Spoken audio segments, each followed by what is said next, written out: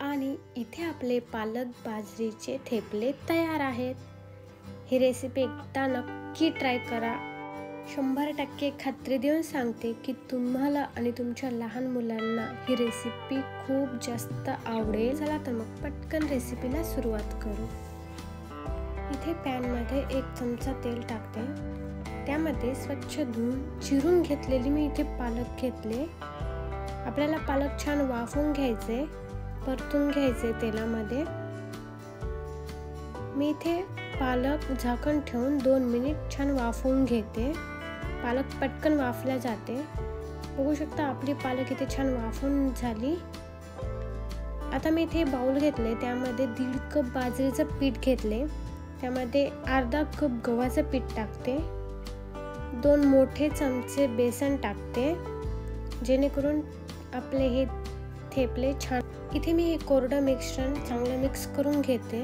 नंतर त्यात जे आपण पालक वाफवून घेतलं ती पालक मी यात टाकून मिक्स करून घेते। पिठामध्ये पालक पूर्ण मिक्स झाली की मी यामध्ये काही मसाले ॲड करते। यात मी 1 चमचा हिरवी मिरचीचा ठेचा टाकते, अर्धा चमचा हळद टाकून घेते, 1 चमचा जिरा पावडर टाकते आणि थोडासा ओवा हातावर घासून क्रश करून टाकते।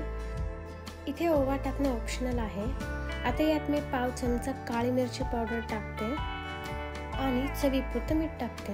आता आपल्याला यात गुळाचं पाणी टाकायचंय, याने चव एकदम भारी येते।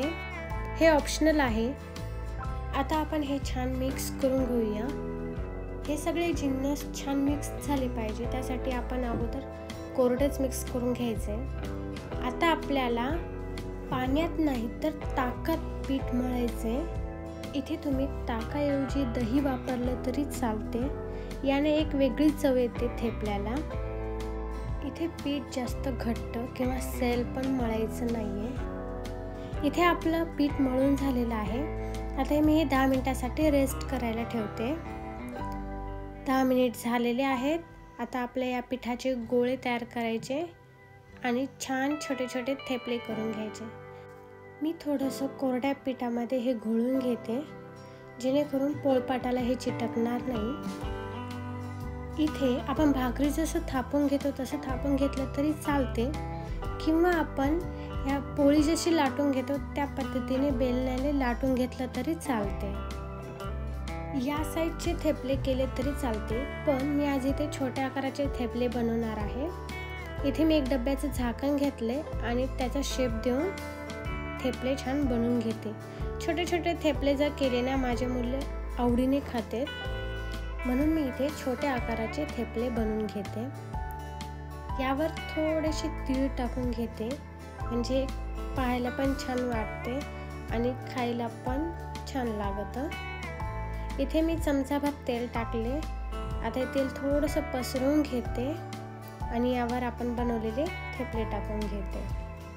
थेपले छान आपल्याला दोन्ही बाजूने भाजून घ्यायचे आहे। खालीवर करत आपण दोन्ही बाजूने इथे थेपले भाजून घेऊया। खालची बाजू छान भाजून झाली की वरच्या बाजूला चमच्याच्या सहाय्याने मी इथे तेल लावून घेते आणि ही बाजू पलटून घेते। आणि बघू शकता आपले थेपले किती छान भाजलेत, पण तरी एकदा या साईडला पण आपण एकदा भाजून घेऊया।